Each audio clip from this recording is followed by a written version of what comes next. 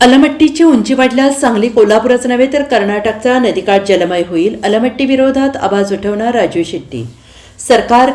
कर्नाटक सरकारकडून अलमट्टी धरणाची उंची वाढवल्यास सांगली आणि कोल्हापूरच नव्हे तर कर्नाटक राज्याला याची शहरं गावं जलमय होतील अशी भीती स्वाभिमानी शेतकरी संघटनेचे माजी खासदार राजू शेट्टी यांनी व्यक्त केली आहे. तसेच अलमट्टी धरणाची 5 मीटरने उंची वाढल्यास सांगली आणि कोल्हापूर जिल्ह्यातला महापूर 1 महिना थांबेल आणि ज्यामुळे सर्वसामान्यांबरोबर नदीकाठच्या असणारा शेतकरी देखील उद्ध्वस्त होणार असल्याचं मत राजू शेट्टी यांनी व्यक्त केले.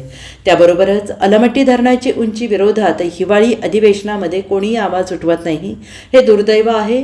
मात्र आपण आवाज उठवणार असल्याचं स्पष्ट करत ज्यांना लोकांनी निवडून दिलं आहे ते काय करत आहेत याचा शोध घ्यायला हवा असा टोला देखील सांगली कोल्हापूर जिल्ह्यातल्या लोकप्रतिनिधींनी लगावलेला आहे आणि ते सांगलीच्या तासगावमध्ये बोलत होते.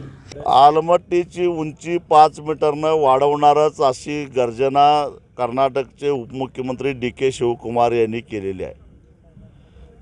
नागपूरला अधिवेशन चालू आहे.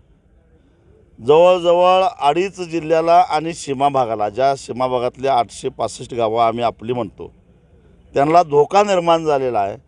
असं असतानासुद्धा महाराष्ट्रामध्ये विधानसभेमध्ये याच्याबद्दल चर्चासुद्धा होत नाही, ही अत्यंत दुर्दैवाची गोष्ट आहे. एक तर जुलैमध्ये आणि ऑगस्टच्या पहिल्या आठवड्यामध्ये प्रचंड पाऊस पडत असतो आणि त्यावेळी नद्यामधून वाहणारं जे पाणी आहे ते पाणी पात्रामध्ये मावत नाही म्हणून पात्राबाहेर पडलेलं असतं. ते पाणी पुढं सरकत नाही कारण आधीच कर्नाटक सरकारनं अलमट्टीमध्ये ते पाणी 517 किंवा 18 मीटरच्या लेवलला अडवून ठेवलेलं असतं.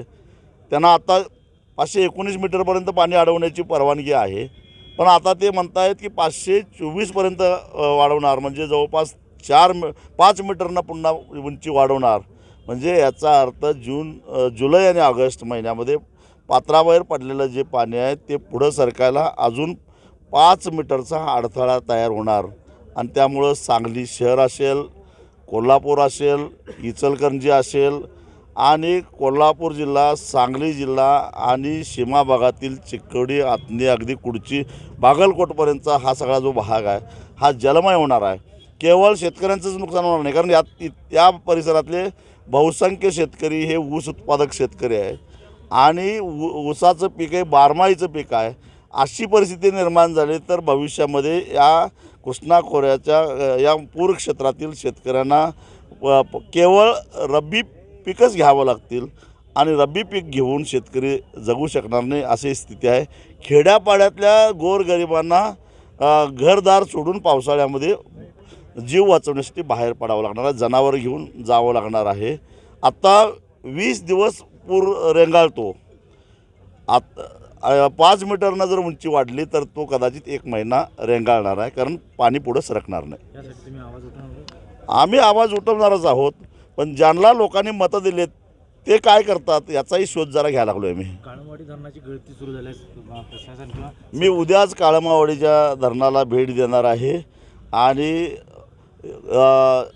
अशा पद्धतीनं जर गळती झाली तर भविष्यामध्ये प्यायला पाणी कमी पडणार, शेतीला कमी पडणार आणि धरण फुटलंच तर लोकांच्या जीविताला धोका निर्माण होणार आहे. त्यामुळं जनआंदोलन करू. आधीच काळमवाडीच्या गळतीमुळं प्यायला पाणी द्यायचं नाही यासाठी आंदोलनं व्हायला लागलेली आहेत आणि त्यात आता अशी ही जर गळती काढली नाही तर याच्यापेक्षाही मोठी भांडणं पाण्यासाठी झाल्याशिवाय. Bureau report SBN Marathi, Sangli.